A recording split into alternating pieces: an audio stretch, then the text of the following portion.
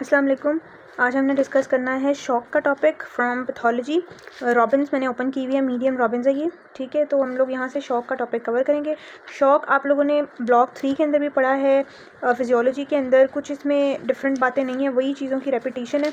अगर आपने वहाँ से अच्छे से किया हुआ है ना, तो फिर आपको यहाँ से करने की ज़रूरत भी नहीं पड़ेगी। यहाँ से फिर आप लोगों को जो भी चीज़ें हैं वो आपकी कवर हो जाएंगी। बस आपने ऑस्पी के लिए, अगर ऑस्पी का स्टेशन आता है तो उसके लिए आपको यहाँ से पिक्चर्स करनी पड़ेंगी, ठीक है। बाकी चीज़ें आपकी जो है वो ऑटोमेटिकली इसमें कवर हो जाएंगी, ठीक है, अगर वहाँ से अच्छी तरह किया हुआ है।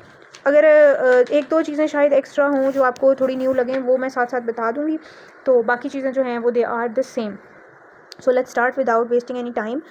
सो पहले मैं आपको जनरल ओवरव्यू दे देती हूँ कि शॉक होता क्या है। शॉक आपके सर्कुलेटरी सिस्टम की कंडीशन है।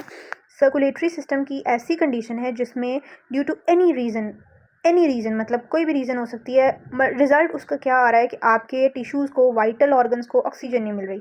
कोई भी ऐसी कंडीशन जो इस चीज़ को रिज़ल्ट करे, इस चीज़ का वजह बने, इस चीज़ की वजह बने, उसको हम कहेंगे, इस कंडीशन को हम कहेंगे शॉक, ठीक है। अब डिफरेंट कॉजेज़ हैं, बहुत सारी कॉजेज़ हैं। उन कॉजेज़ की बेसिस पर हमने इसको डिवाइड भी किया हुआ है, इसकी स्टेजेस भी बनाई हुई हैं on the basis of treatment, ठीक है। तो हम इसको स्टार्ट करते हैं।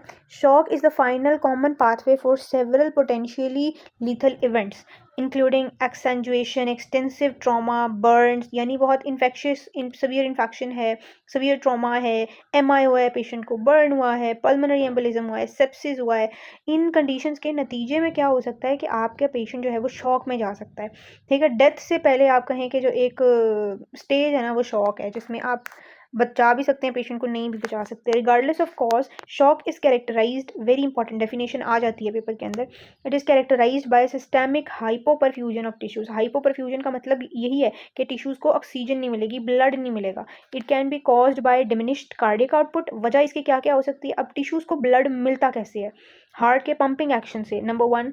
सेकेंड, ब्लड इटसेल्फ की वजह से, उसके अंदर डिफरेंट कंपोजिशन है, आरबीसीज हैं, उसका अपना एक वॉल्यूम है। अगर वो वॉल्यूम कम हो जाए, आरबीसीज बहुत कम हो जाए, तब भी टिश्यूज़ को ब्लड मुश्किल से मिलेगा। या अगर टिश्यूज़ का अपना कोई मसला है, वो उस ब्लड उन तक आ रहा है बट वो उसको यूटिलाइज नहीं कर पा रहे, स्टिल उनको ऑक्सीजन कम है, तो ये भी रीज़न हो सकती है शॉक की। So it can be caused by diminished cardiac output, the reason would be the cardiac reason, और by reduce effective circulating blood volume, या जो आपका ब्लड का वॉल्यूम है जो एडिक्वेट होना चाहिए टू रीच डिफरेंट टिश्यूज़, वही इनएडिक्वेट है, तो फिर वो कैसे पहुंचेगा सारे टिश्यूज़ तक। So these two are the major reasons, ठीक है, क्योंकि ब्लड की बात हो रही है। तो हार्ट और सीवीएस में क्या पढ़ते हैं हम? कार्डियोवास्कुलर सिस्टम ही पढ़ते हैं ना। The consequences are impair tissue perfusion and cellular hypoxia. ये दो वर्ड्स याद रखने हैं। शॉक में इम्पेयर टिश्यू परफ्यूजन है, टिश्यू को ब्लड नहीं मिल रहा, जिसकी वजह से सेलुलर लेवल पे हाइपोक्सिया हो रहा है। ब्लड का काम क्या है? न्यूट्रिएंट्स और ऑक्सीजन को लेकर आना। न्यूट्रिएंट्स कम होंगे तो फिर बंदा सर्वाइव कर लेता है, मैलनरिश्ड पर्सन सर्वाइव कर लेता है। ऑक्सीजन नहीं होगी ना तो फिर पर्सन नहीं सर्वाइव कर सकता, ठीक है। तो ये चीज़, although shock initially is reversible, अब ये हमने स्टेजेस बनाई हुई है शॉक की, कि शुरू में रिवर्सिबल होता है, बट फिर जो है वो जब आप उसको नहीं ट्रीट करते तो वो इरिवर्सिबल टिश्यू इंजरी कॉज करता है और फिर वो डेथ भी कॉज कर सकता है। So it is a very serious condition. हमारी कोशिश इमरजेंसी के अंदर भी, नॉर्मली भी यही होती है, पेशेंट शॉक में ना जाए ड्यू टू एनी पैथोलॉजी जो भी उसको है। अच्छा जी, अब यहाँ पर इन्होंने टाइप्स बताई हुई है शॉक की। बेसिक 3 यहाँ पर टाइप्स बताई हुई हैं जो बहुत कॉमन हैं, बाकी और भी बहुत टाइप हैं, they are less common, they are less asked in exams. सबसे कॉमन टाइप इसमें भी सेकंड पे लिखी हुई है, हाइपोवोलेमिक शॉक, ये सबसे कॉमन है, ठीक है। उसके अलावा कार्डियोजेनिक शॉक है और सेप्टिक शॉक है, ये तीनों कॉमन है, बट इनमें भी सबसे ज़्यादा कॉमन हाइपोवोलेमिक शॉक है। अब हम इनको पढ़ते हैं बारी बारी, ये होते क्या हैं। कार्डियोजेनिक शॉक, कार्डियोजेनिक यानी कार्डियो मतलब हार्ट, जेनिक मतलब प्रोडक्शन, यानी इसकी प्रोडक्शन हार्ट से हो रही है, यानी मसला हार्ट के अंदर है। Cardiogenic shock results from low cardiac output, यानी कि कार्डियक आउटपुट का मतलब क्या है? सिंपली अभी रिसेंटली आप लोगों ने सर्कुलेशन पढ़ी है, अगर फर्स्ट ईयर के स्टूडेंट सुन रहे हैं, अगर थर्ड ईयर या फोर्थ ईयर के स्टूडेंट सुन रहे हैं, तो उनको भी पता होगा कि कार्डियक आउटपुट क्या चीज़ है। बेसिकली आपके हार्ट के अंदर से पर मिनट जो ब्लड निकल रहा है ना, that is supplying all of your body, उसको हम कहते हैं कार्डियक आउटपुट। अगर कार्डियक आउटपुट कम हुई किसी भी कंडीशन की वजह से, कार्डियक आउटपुट कम होती है, तो आपके टिश्यूज़ को ऑक्सीजन नहीं मिलेगी। ये एक पेट लिखी हुई बात है, नोट कर लें अपने पास। तो लो कार्डिक आउटपुट हार्ट की रीज़न की वजह से हो सकती है, हार्ट में एमआई हुआ है, हार्ट में कोई वाल्वुलर प्रॉब्लम है, हार्ट में कोई और प्रॉब्लम चल रही है। It may be cause by myocardial damage, ventricular arrhythmias and extrinsic compression, यानी पेरिकार्डियम जो है वो कंप्रेस कर रही है, उसके अंदर फ्लूइड जमा हुआ है, उसकी वजह से हार्ट कॉन्ट्रैक्ट नहीं कर पा रहा, स्टिल कार्डिक आउटपुट कम हो जाएगी और जो है वो आपका कार्डियोजेनिक शॉक में पेशेंट चला जाएगा। या आउटफ्लो ऑब्स्ट्रक्शन हो सकती है, जैसे पल्मोनरी एम्बोलिज्म है, यानी हार्ट ने जहाँ ब्लड भेजना है वो रास्ता ही बंद हो गया, तो उन कंडीशंस के अंदर भी कार्डियोजेनिक शॉक होता है। हाइपोवोलेमिक शॉक होता है, जैसे नाम से पता लग रहा है, हाइपो का मतलब होता है कम, वॉल्यूमिक मतलब volume. Hypovolemic shock blood volume कम हो गया जिसकी वजह से शॉक हो रहा है। अब देखें, अब एक पाइप है, एक जगह से दूसरी जगह उसमें पानी जा रहा है, ठीक है। अब दूसरी जगह पर पानी तभी पहुंचेगा जब पानी इतना होगा कि वो उस पाइप में से गुजर के दूसरी जगह पहुंच सके। अगर पानी की क्वांटिटी इतनी कम है कि वो तो पानी फिर रास्ते में रुक जाएगा। सो ब्लड की क्वांटिटी और उसका वॉल्यूम एडिक्वेट होना भी बहुत ज़रूरी है। It result from low cardiac output due to loss of blood और प्लाज्मा वॉल्यूम। इसमें भी लो कार्डियक आउटपुट होगी, बट उसकी रीज़न कार्डियक नहीं होगी। अगर कार्डियक रीज़न होगी तो वो कार्डियोजेनिक शॉक होगा।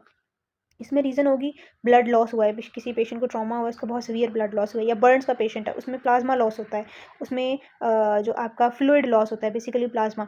तो ऐसे पेशेंट्स के अंदर अब ब्लड का इतना वॉल्यूम ही नहीं है कि वो टिश्यूज़ तक पहुंच सके, तो फिर भी शॉक में पेशेंट जा सकता है, ठीक है। So this is hypovolaemic shock. Septic shock क्या होता है? इट रिजल्ट, सेप्टिक वर्ड सुना होगा आप लोगों ने, सेप्सिस, सेप्टिक, ये वर्ड हम यूज़ करते हैं फॉर इन्फेक्शन, सवियर इन्फेक्शन। जब कोई इन्फेक्शन, चाहे वो लोकलाइज्ड हो चाहे सिस्टेमिक हो, अगर वो आपके ब्लड में चला गया है ना बैक्टीरिया, और वो ब्लड में डिवाइड कर रहा है और मल्टीप्लाई कर रहा है और आपके टिश्यूज़ को डैमेज कर रहा है ना ब्लड के अंदर जाके, एक जगह यानी लंग का इन्फेक्शन था, वो ब्लड में चला गया, आपने ट्रीट नहीं किया, ब्लड में चला गया, ब्लड में अब वो मल्टीप्लाई कर रहा है। अगर मल्टीप्लाई कर रहा है और डैमेज नहीं कर रहा ऑर्गन्स को, तो उसको हम बैक्टीरीमिया कहते हैं। अगर मल्टीप्लाई भी कर रहा है, टिश्यूज़ को डैमेज भी कर रहा है, तो उसको हम सेप्टिसीमिया या सेप्सिस कहते हैं। उस कंडीशन के अंदर क्या होता है, आपका टिश्यू के लेवल पर डैमेज स्टार्ट हो जाता है, वो मल्टीपल टिश्यूज़ को डैमेज करता है bacteria. It results from arterial vasodilation, और सेप्टिक शॉक के अंदर वेजोडाइलेशन होती है।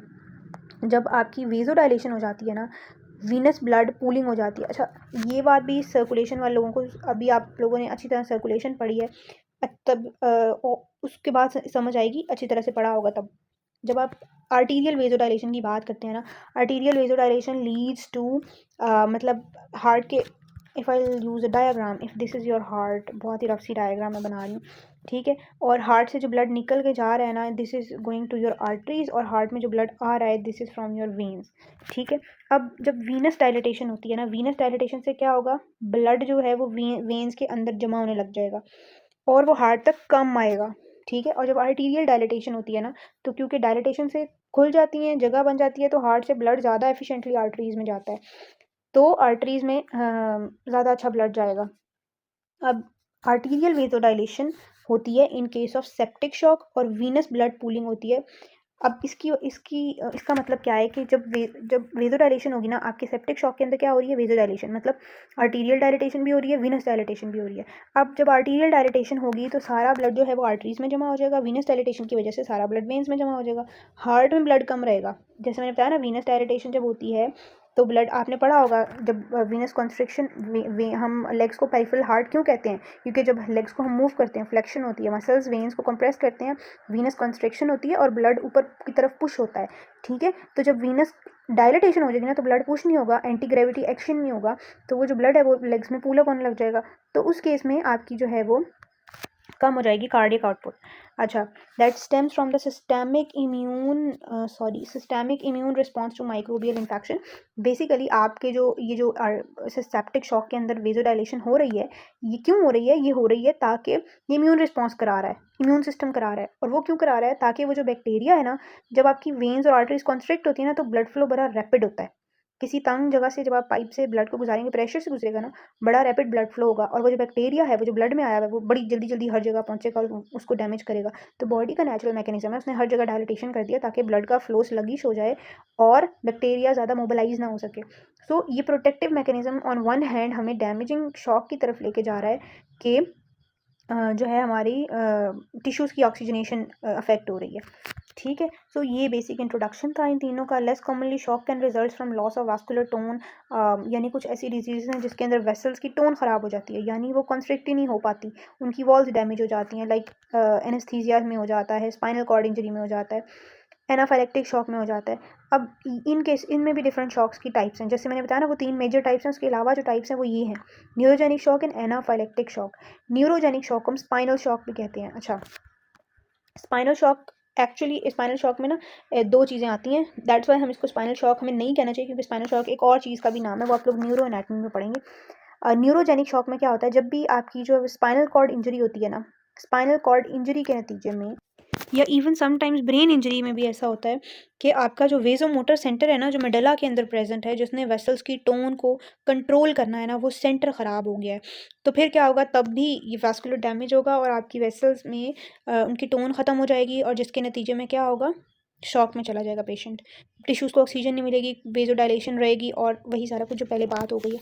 एनाफाइलेक्टिक शॉक में क्या होता है, एनाफाइलेक्टिक शॉक में होता है कि आप किसी पर्सन को किसी चीज़ से एलर्जी थी, कोई एंटीजन आया, उसको उससे एलर्जी थी, वो उसकी बॉडी में आया, उसकी बॉडी में उसके अगेंस्ट एक्यूट रिएक्शन हुआ, उस रिएक्शन के नतीजे में डिफरेंट मीडिएटर सिक्रीट हुए, complement protein, complement system activate हो गया, हिस्टामीन सिक्रीट हुआ, काइनिन सिक्रीट हुए, प्रोस्टाग्लैंडिन सिक्रीट हुए। अब ये जो केमिकल मीडिएटर्स हैं, ये क्या करते हैं, ये 3 काम करते हैं। ये आपकी कैपिलरीज की परमिएबिलिटी को बढ़ा देते हैं, पूरी बॉडी में पेरिफेरल वेजोडाइलेशन कॉज करते हैं। पेरिफेरल वेजोडाइलेशन का मतलब है लोअर लिम्ब और अपर लिम्ब की जो वेसल्स है ना, उनकी वेजोडाइलेशन करा देंगे। जब उनकी वेजोडाइलेशन होगी तो वही मैकेनिज्म जो हमने पहले कहा है, ठीक है। और तीसरी चीज़, ये आपके स्मूथ मसल्स को कॉन्स्ट्रिक्ट कराते हैं। जब स्मूथ मसल्स कॉन्स्ट्रिक्ट होते हैं तो वो जो ब्रोंको कॉन्स्ट्रिक्शन होती है ना, जो सांस नहीं आता बेसिकली, वो रिजल्ट करता है। तो anaphylactic shock is allergy IgE mediated hyper sensitivity reaction होता है। सो ये बेसिकली हमारे पास ये टाइप्स ऑफ शॉक होगी, यही यहाँ पर इस टेबल में एक्सप्लेन किया हुआ है।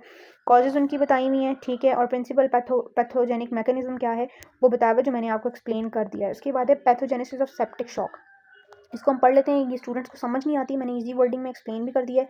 पहले पैराग्राफ में ना इसकी कुछ बातें नहीं लिखी हुई इंपॉर्टेंट, वो सारा स्टैटिस्टिक्स लिखे हुए हैं, उनको पढ़ने की जरूरत नहीं है।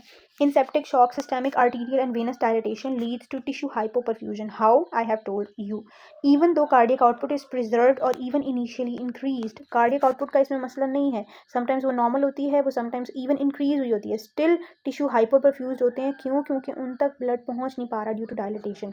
डायलिटेशन कहाँ हुई हुई है? डायलिटेशन पेरिफेरल वेसल्स में, अपर लिम्ब लोअर लिम्ब में हुई होती है, जिसकी वजह से जो आपकी kidneys, heart, lungs, brain, basic vital organs है ना, उन तक ब्लड नहीं पहुंच पा रहा होता। अगर वहाँ की वेसल्स में डायलेशन हुई होती तो हमें इतना मसला नहीं था, बट ये डायलेशन पेरिफेरल वेसल्स में हुई होती है। The decreased vascular tone is accompanied by widespread endothelial cell activation often triggering a hypercoagulable state. अब ये जो वास्कुलर टोन और वेजोडाइलेशन हुई है ना, जब ब्लड स्टेसिस में रहता है ना, किसी जगह रुक जाता है, स्लगिश फ्लो हो जाता है, तो वहाँ पर कोएगुलेशन भी इंक्रीज हो जाती है। ये भी आप लोगों ने बात पढ़ी होगी। तो ऐसे पेशेंट के अंदर हाइपरकोएगुलेबल स्टेट हो जाती है, जिससे DIC हो सकता है, यानी डिसैमिनेटेड बॉडी के अंदर इंट्रावास्कुलर कोएगुलेशन हो सकती है। In addition septic shock is associated with perturbations of metabolism, यानी आपका मेटाबॉलिज्म भी डिस्टर्ब हो सकता है, जिसके नतीजे में टिश्यू और सेल फंक्शन वो भी सप्रेस हो जाता है। तो एक और टिश्यू के लेवल पे दूसरी भी इंजरी ये इम्पोज कर रहा है। The net effect of these एबनॉर्मैलिटीज is hypoperfusion and dysfunction of multiple organs, ठीक है। और ये कर कौन रहा है? वो बैक्टीरिया जो ब्लड में आया हुआ है, उसकी वजह से इम्यून सिस्टम ने वेजोडाइलेशन कराई, उस वेजोडाइलेशन के नतीजे में ये सारा कुछ हो रहा है। At present gram positive bacteria constitute the most common cause of septic shock. उसके अलावा ग्राम नेगेटिव भी हैं, ठीक है। Although it was for a time thought that infections had to be disseminated to cause septic shock infections, even वो कहते थे कि सिर्फ वही इन्फेक्शन सेप्टिक शॉक कॉज कर सकते हैं जो डिसमिनेटेड होते हैं, बट अब रिसर्च ये कहती है, अब जो इन्वेस्टिगेशन हुई हैं, कि लोकलाइज इन्फेक्शन भी ब्लड में जाके आपको सेप्सिस कॉज कर सकता है, ठीक है। बाकी इन्होंने ये जो आगे बैक्टीरियाज वगैरह की बातें बताई हैं, ये इंपॉर्टेंट नहीं है, ठीक है। बाकी ये जो चीज़ें ये मैं ऑलरेडी एक्सप्लेन कर चुकी हूँ, ठीक है। ये वाली डायग्राम देखें। अब इसमें क्या है जी, माइक्रोबियल प्रोडक्ट, जो माइक्रोब आया है उसने ब्लड में कुछ प्रोडक्ट्स रिलीज करने हैं, उनको कह रहे हैं पैम्प्स। अब उन पैम्प्स ने एक तो आपकी एंडोथेलियल सेल्स को एक्टिवेट किया, एंडोथेलियल सेल्स एक्टिवेट होंगे तो क्या होगा, कोएगुलेशन कैस्केड ऑन हो जाएगा, डिफरेंट केमिकल मीडिएटर्स रिलीज होंगे। उस कोएगुलेशन कैस्केड के नतीजे में क्या हो रहा है जी, माइक्रोवास्कुलर थ्रोम्बोसिस हो रहा है, उसकी वजह से भी टिश्यू इस्कीमिया हो रहा है। एक तो इस्कीमिया डायरेक्ट वेजोडाइलेशन की वजह से हुआ है, एक उस थ्रोम्बोसिस की वजह से हो रहा है, ठीक है। और वो भी मल्टी ऑर्गन फेलियर की तरफ लेके जा रहा है। सेकंड बात कि कॉम्प्लीमेंट एक्टिवेशन हुई उन प्रोडक्ट्स की वजह से, उसकी वजह से भी ये कैस्केड चल रहा है। उसके अलावा ये जो माइक्रोबियल प्रोडक्ट्स हैं, इन्होंने फैक्टर 8 को एक्टिवेट किया, which is a procoagulant, coagulation increase हुई। So one part of the septic shock is basically hypercoagulable state. Second part क्या है, केमिकल मीडिएटर्स का रिलीज करना। वो केमिकल मीडिएटर्स आपकी वेजोडाइलेशन कराते हैं, परमिएबिलिटी को बढ़ा देते हैं, परफ्यूजन को कम कर देते हैं, जिसकी वजह से मल्टी ऑर्गन फेलियर होगा, ठीक है। उसके अलावा और उन्होंने न्यूट्रोफिल और मोनोसाइट्स को एक्टिवेट किया, वो भी साइटोकाइंस रिलीज कर रहे हैं। वो साइटोकाइंस आपके क्या कर रहे हैं, systemic effects like fever, diminished myocardial contractility और मेटाबॉलिक एब्नॉर्मैलिटीज कॉज कर रहे हैं, which can also lead to multi organ failure. So ultimately multi organ failure result हो रहा है। ठीक है, यहाँ पर इस चीज़ को ही एक्सप्लेन किया हुआ है, कौन कौन से इन्फ्लेमेटरी मीडिएटर्स हैं वो क्या क्या करा रहे हैं। उसके लिए आप ये वाली डायग्राम याद कर लीजिएगा, ठीक है। और उसके एमसीक्यूज़ में यही आ सकता है कि वेज़ोडाइलेशन और ये चीज़ें कौन से मीडिएटर करा रहे हैं, ये चीज़ें कौन से मीडिएटर करा रहे हैं। ये भी इतना इंपॉर्टेंट शॉक के चैप्टर के लिहाज से इतना इंपॉर्टेंट नहीं है, वैसे इन्फ्लेमेशन वगैरह वाले चैप्टर के अंदर वो उसमें ये चीज़ें पूछी जाती हैं ज़्यादा। आपसे शॉक की टाइप्स, उनकी अंदर जो पैथोफिजियोलॉजी है ना, वो इंपॉर्टेंट है ज़्यादा। ठीक है, अब ये इन्होंने इसी चीज़ को एक्सप्लेन किया हुआ है, इसकी हम डिटेल में नहीं जाएंगे। अब हम चलते हैं जी स्टेजेस ऑफ शॉक के ऊपर। स्टेजेस ऑफ शॉक क्या क्या है? Shock is a progressive disorder